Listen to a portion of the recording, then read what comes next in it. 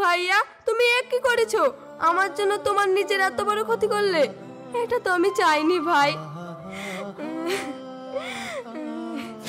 ও আমার বাবাকে বাঁচাতে একটা কিডনি ডোনেট করেছে, আর তার বদলে এই টাকাটা নিয়েছি।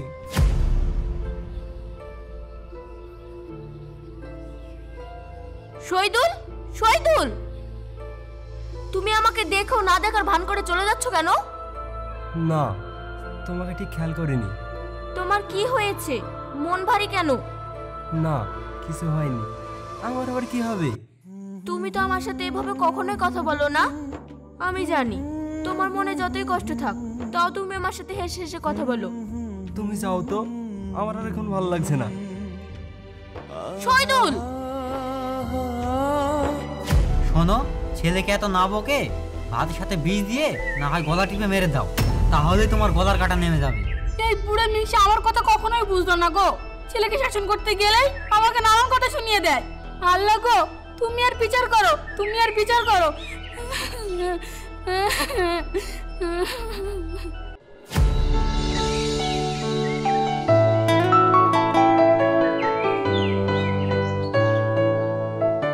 পড়াশোনা শেষ করে শুধু বাড়িতে বসে ঘন্টা ঘন্টা গিলবে আর বন্ধুদের সাথে আড্ডা মেরে বেড়াবে। একটা চাকরি বাকরির ব্যবস্থা করবে না, আর বাপের সাথে মাঠেও যাবে না। তুমি ছেলেটাকে এমন করে বলছো কেন? ছেলেটা চাকরির জন্য চেষ্টা করছে না? ও তোমার সৎ ছেলে বলে তুমি এমন করছো? তোমার নিজের ছেলে হলে তুমি এটা করতে পারতে? সাদে এমন করি, বোনটা বড় হয়েছে, ওর বিয়ে দিতে হবে, সে চিন্তা মাথায় আছে ওর। চাকরি বাকরি নাই বা পেলো, তোমার সাথে তো মাঠে যেতে পারে। ও শিক্ষিত ছেলে হয়ে মাঠে যাবে? আমি ওকে ছোটবেলা থেকে কাজ করতে দিইনি। মা বাবা তো ঠিকই বলেছে। দেখবা ভাই একদিন অনেক বড় চাকরি করে আমার বিয়ে দেবে। এই চুপ কর তো, তোকে আর তোর ভাইয়ের হয়ে উকালতি করতে হবে না। তুই চুপ কর বোন, আমার হয়ে মাকে কিছু বলতে হবে না। দেখবি তোর একদিন আমি রাজপুত্রের সাথে বিয়ে দেবো। রাজপুত্রের সাথে বিয়ে দেবে? যে নিজে পেটের ভাত জোগাড় করতে পারে না, বাপের ঘাড়ে বসে খায়, সে আবার রাজপুত্রের সাথে বিয়ে দেবে? মুখে শুধু বড় বড় ফুটানি। শোনো, ছেলেকে এত না বকে ভাতের সাথে বিষ দিয়ে না হয় গলা টিপে মেরে দাও, তাহলে তোমার গলার কাটা নেমে যাবে। এই বুড়ো মিশা আমার কথা কখনোই বুঝলো না গো। ছেলেকে শাসন করতে গেলেই আমাকে নানান কথা শুনিয়ে দেয়। আল্লাহ গো, তুমি আর বিচার করো, তুমি আর বিচার করো। আব্বা থাক, আমার হয়ে আর মাকে কিছু বলতে হবে না। আমি না হয় এই বাড়ি ছেড়ে কোথাও চলে যাই। তুই আবার কোথায় যাবি? তুই এই বাড়িতেই থাকবি। একটা চাকরির জন্য চেষ্টা করে দেখ, না হয় ব্যবসা করে দেবো, ব্যবসা করে খাবি, তবুও তোকে বাড়ি থেকে যেতে দেবো না। হ্যাঁ ভাই, আব্বু ঠিকই বলেছে, তুমি এই বাড়ি ছেড়ে কোথাও যাবে না, আর তোমাকে ছেড়ে আমি থাকতে পারবো না। কিন্তু বোন, মায়ের এই লালসোনা আমার আর ভালো লাগে না। আমি তো কাজের জন্য চেষ্টা করি, হয় না তো কি করবো বল? এই হাত ছাড়া কি বললি? আমি তোকে লালছনা দিই? আল্লাহ গো, আমি এই কথা শোনার জন্য আমি এই সৎ ছেলেকে মানুষ করেছি। ঠিকই বলেছি, আর নাকে কান্না না করে দুটো খেতে দাও, মাঠে যাবো। কি বললে মিংসি? আমি খেতে যেতে পারবো না, পারলে নিজে গিয়ে খুলে খাক্কা। আব্বু চলো, মা না খেতে দিলে কি হবে, আমি খেতে দেবো। ভাই তুমিও চলো, একসাথে বসে খাবো। হ্যাঁ হ্যাঁ দেগা, আদর করে খেতে দেগা। বসে বসে গিলতে বলবি আর পাড়ায় মাথায় গিয়ে আড্ডা দিতে বলবি। যাবে তো, তাতে তোমার কি? আমার ভাই তোমার টাকায় খায় না, আমার আব্বুর টাকায় খায়। এমন বজাত মেয়ে জন্ম দিয়েছি, সে বাবার আর ভাইয়ের হয়ে কথা বলি।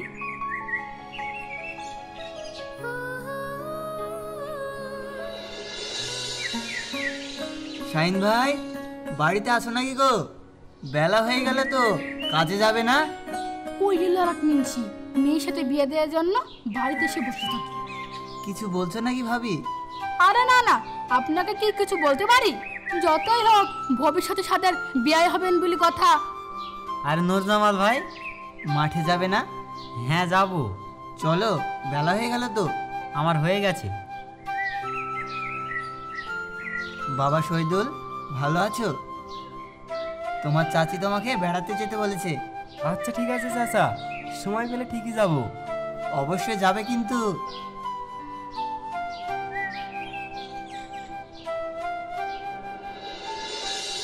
মামুন, আমাদের জীবনটা কি বেকার হয়ে যাবে? আমরা কি কোনো চাকরি বাকরি পাবো না? তাই তো রে, আমাদের থেকে কত খারাপ ছেলের চাকরি হয়ে যাচ্ছে আর আমাদের হচ্ছে না। কি রে, তোরা এখানে বসে কি আলোচনা করছিস? এই বেকারদের জ্বালার কথা বলছি। সকালবেলায় ঘুম থেকে উঠে বাবা মার ঘাস খাঁচানি আর ভালো লাগছে না। বন্ধু, আমার সৎ মায়ের সময় সময় কথা শুনে যা মনে হয় আমার জীবনটা শেষ করে দি।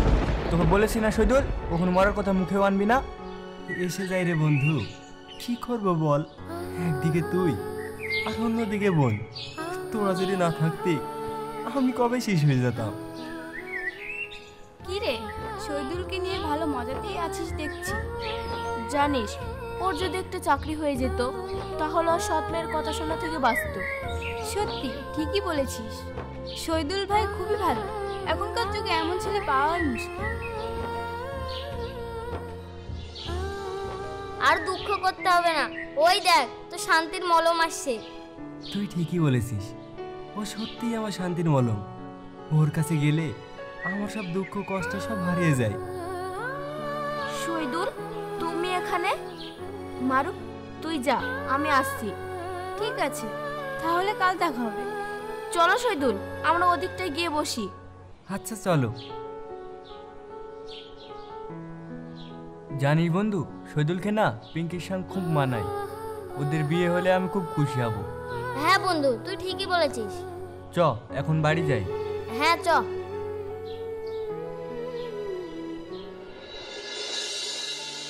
ভাই, তোকে কিন্তু আমার বিয়েতে একটা সোনার আংটি আর একটা নেকলেস কিনে দিতে হবে। কি, তোকে সোনার হার আর আংটি দেবে? ওর হিম্মত আছে? হ্যাঁ, যে আজ বাবার ঘরে বসে খায় সে দেবে তোকে সোনার হার আর আংটি? কত পড়বে রে বোন? ওই 2 লাখ টাকা মতন পড়বে ভাই।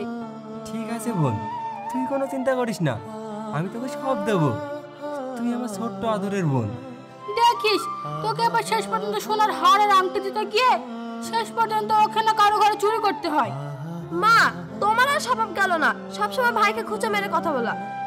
না রে বোন, মা ঠিকই বলেছে। আমি অত টাকা কোথায় পাবো? আমাকে হয়তো কারো ঘরে ডাকাতি করতে হতে পারে। দিলে তো, ভাইয়ার মনে আঘাত দিলে তো। কে কার মনে আঘাত দিল রে মা? আর বলো না আব্বু, মা ভাইয়াকে অপমান করলো আর ভাইয়া রাগ করে বাড়ি থেকে চলে গেল। তোর মা কি কোনো সময় ওই ছেলেটার সাথে ভালোভাবে কথা বলেছে? সব সময় তো খোঁচা মারা কথা বলে। এই খাসি, তোর ছেলেকে আমি সবসময় খোঁচা মেরে কথা বলি? হায় রে, আমার কপালটাই পড়া, যার আমি ভালো করতে যাই সেই আমাকে মন্দ বলে।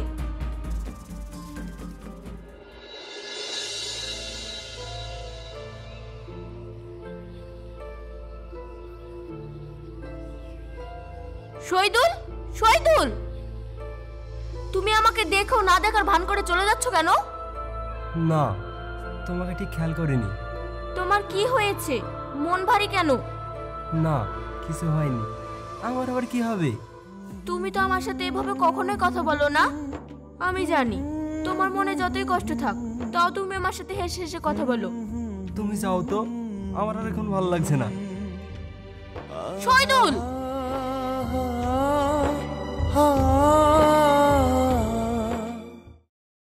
শহীদুলের বোনের বিয়েতে কি দিবি বন্ধু? আগে তো নিমন্ত্রণ তো করুক, তখন না হয় ভাবা যাবে। মামুন, আমাকে 1.5 লাখ টাকা মতন ধার দিতে পারবি?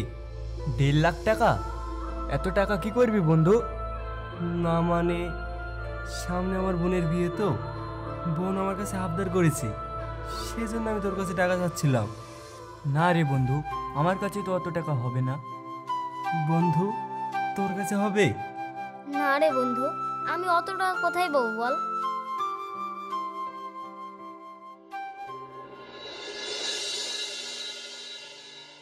কই রে মা, দুটো খেতে দে, মাঠে যাব। তুমি হাত মুখ ধুয়ে আসো, আমি ভাত খুলছি। বাবা শহীদুল, ভালো আছো? তোমার মন ভারী কেন? কিছু হয়েছে? মা পিঙ্কি, শহীদুলকে বসার জায়গা দে। শহীদুল, এসো, ঘরে এসো। না না, আর ঘরে যাব না, এখানেই বসি। চাচা, আপনি একটু এখানে আসেন, আপনার সাথে কিছু কথা আছে। হ্যাঁ বাবা, বলো কি বলবে। চাচা, আপনি আমাকে 6 লাখ টাকা দিতে পারবেন? বাবা শহীদুল, তুমি এত টাকা কি করবে? না মানে চাচা, বোনের বিয়ে লেগেছি, আমি বোনকে দেব। না হলে আমার সৎমা আমাকে কত কথা শোনাবে। সেসব কথা আমি সহ্য করতে পারবো না। আমার কাছে তো অত টাকা নেই, ওই 3 লাখ টাকা মতো আছে। যদি এতে হয় তাহলে নিয়ে যাও। এতে হবে না চাচা, আমি আসছি। ওগো, এই টাকাগুলো তুমি এখন নিয়ে যাও। বাবা, তুমি এই টাকাটা নিয়ে যাও, আমি কিছুদিন পরে বাকি টাকাটা দিয়ে আসবো। না থাক, আমি অন্য জায়গা থেকে ব্যবস্থা করে নেব। আমি কিডনি খুঁজতে খুঁজতে হাঁপিয়ে গিয়েছি। হে আল্লাহ, তাহলে কি আমার বাবাকে কিডনির অভাবে বাঁচাতে পারবো না?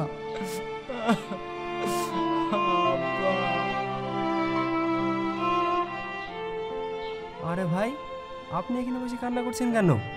আমার বাবা মৃত্যুর সাথে লড়াই করছে, তার খুব খারাপ অবস্থা। আপনার বাবার কি হয়েছে? আমার বাবার 2টো কিডনি নষ্ট হয়ে গেছে। ডাক্তারবাবু বলেছে 2 দিনের মধ্যে অপারেশন না করলে আমার বাবা মারা যাবে। তাই একটা কিডনি ডোনারকে খুঁজে পাচ্ছি না যে আমার বাবাকে একটা কিডনি দিয়ে বাঁচাবে। তার জন্য যত টাকা লাগে আমি দেব। ভাই, আমি যদি আপনার বাবাকে কিডনি ডোনেট করি তাহলে আপনি আমাকে কত টাকা দেবেন? তুমি সত্যি বলছো তুমি আমার বাবাকে কিডনি দেবে? তুমি বলো তোমার কত টাকা চাই? ভাই, আমার 6 লাখ টাকা লাগবে। তুমি আজই নেবে কি বলো, আমি তোমাকে এক্ষুনি দিচ্ছি। তার বদলে তুমি আমার বাবার প্রাণ বাঁচাও। ঠিক আছে ভাই, তাহলে আপনি এখানে একটু দাঁড়ান, আমি একটা চিঠি লিখে দিই, আর আপনার এই টাকাটা আমার এই চিঠি ঠিকানায় পৌঁছে দিয়ে আসবেন, তাহলে খুব উপকার হতো আমার।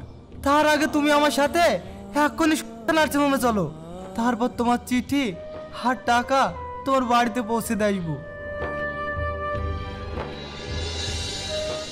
স্যার, আমার বাবার জন্য কিডনি দেওয়ার লোক পেয়ে গেছি। কে সে ব্যক্তি? নিয়ে আসুন, তাকে তাড়াতাড়ি নিয়ে আসুন, আজ রাতেই অপারেশন হয়ে যাবে। স্যার, আমার এই ভাইটা তার নিজের একটা কিডনি দেবে। আশিক, এখানে এসো। জি স্যার। ইনার সুগার প্রেসার সব চেক করে নাও, ইনি কিডনি ডোনেট করবে। ঠিক আছে স্যার, আপনি আসুন আমার সঙ্গে।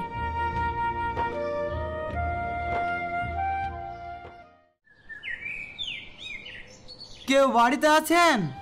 হ্যাঁ, আসছি। আপনি কে? আপনাকে তো ঠিক চিনতে পারলাম না। এটা কি নূরজামাল শেখের বাড়ি? হ্যাঁ, আমি ওনার মেয়ে। ওই তো আব্বা চলে এসেছে। এটা কে রে মা? চাচা, আপনি আমাকে চিনবেন না। শহীদুল বাবু এই টাকাটা চিঠিটা আপনাকে দিতে বলেছি, তাই দিতে এসেছি। এই নেন। মা দেখ তো চিঠিতে কি লেখা আছে। দাও বাবা। পিঙ্কি, তোমাকে এই 6 লাখ টাকা পাঠালাম, তুমি এই 6 লাখ টাকা নিয়ে আমার বাড়িতে যাবে, আর বাবাকে বলবে আমার বোনের বিয়ের গয়না নেওয়ার জন্য, আর বাকি যে টাকাটা থাকবে সেই টাকাটা দিয়ে আমার বোনের বিয়ে যেন ধুমধাম করে দেয়। আর তুমি তোমার নিজের খেয়াল রেখো। এটি তোমার শহীদুল। ভাই, শহীদুলের টাকাগুলো কোথায় পেলো আমাকে একটু বলুন না। শহীদুল এত টাকা কোথায় পেলো একটু বলবে? ও আমার বাবাকে বাঁচাতে একটা কিডনি ডোনেট করেছে, আর তার বদলে এই টাকাটা নিয়েছি। ভাই, শহীদুল এখন কোথায় আছে? সুরক্ষা নার্সিংহোমে আছে। আব্বা চলো, এই টাকাগুলো ওদের বাড়িতে দিয়ে আমি আর তুমি শহীদুলের সাথে দেখা করতে যাব। তাই চ মা, তাই চ। চলেন, আমি আপনাদেরকে গাড়ি করে নিয়ে যাব।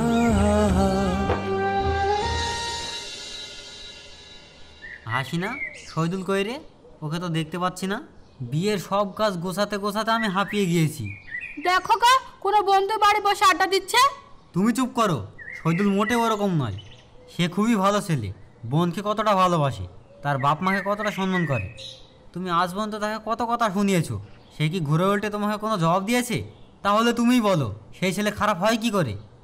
হ্যাঁ চাচা, ঠিক বলেছেন। শহীদুল আপনাদেরকে খুব ভালোবাসে, আর তার থেকে বড় কথা হচ্ছে এই নেন, শহীদুলের টাকাগুলো পাঠিয়েছে, আর বলেছে এই টাকাগুলো দিয়ে ওর বোনের গয়না কিনতে আর ধুমধাম করে বিয়ে দিতে। কিন্তু সে কোথায়, আর সে এতগুলো টাকা কোথায় পেল? ও তার নিজের কিডনি বিক্রি করে এই টাকাগুলো দিয়েছে। চলো বাবা, আমরা যাই।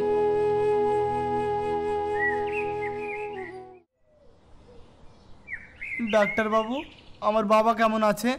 হ্যাঁ, দুজনেই খুব ভালো আছি। যাও, 3 নম্বর ওয়ার্ডে 13 নম্বর বেডে আছি।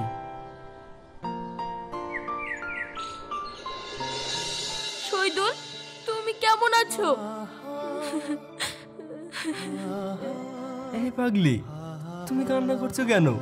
আমি তো এখনো বেঁচে আছি। ভাইয়া, তুমি এ কি করেছো? আমার জন্য তোমার নিজের এত বড় ক্ষতি করলে। এটা তো আমি চাইনি ভাই। এই বুড়ি, তুই কান্না করছিস কেন? আমি তোর বড় ভাই না? বড় ভাই হয়ে তো এটুকু করতেই পারি, তাই না? না ভাইয়া, তোমার এত বড় ক্ষতি করে আমি কোনো জিনিস চাইনি। তুমি দিতে পারবে না, আমি নেব না। তুমি যখন দিতে পারবে তখনই আমি ভালোবেসে নেব। আমি তো এটা বলিনি যে তোমার শরীরের অংশ বিক্রি করে আমাকে এই জিনিসটা কিনে দিতে হবে। এই পাগলি, তুই চুপ কর। তুই তো আমার জান। তোর ভালোবাসার জন্য তো আমি এখনো বেঁচে আছি। খোকা রে, তুই তোর বোনকে এত ভালোবাসিস, আমি তোকে চিনতে পারিনি। তুই আমাকে ক্ষমা করে দে। মাসি, তুমি এসব কি বলছো? মা হয়ে ছেলের কাছে কখনো ক্ষমা চাইতে হয়? আব্বু, তুমি কিছু বলবে না তোমার ওই হতভাগা ছেলেকে? তোকে কিছু বলবো না রে বাপ। তোকে আমার সারা জীবন এই বুকে বসিয়ে রাখবো রে বাপ।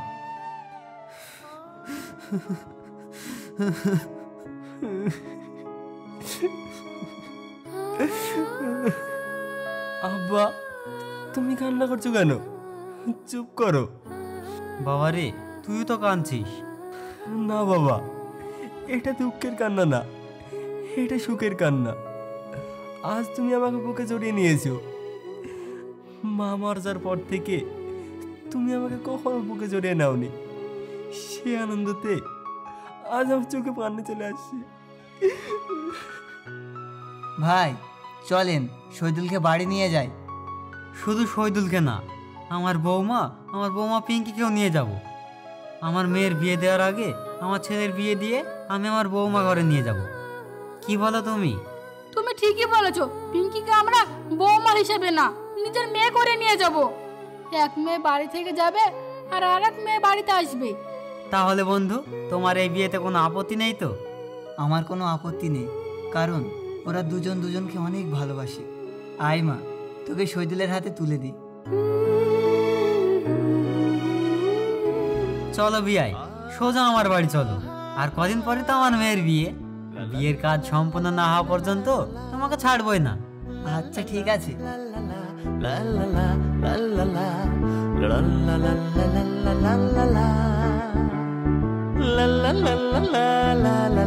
la la la la la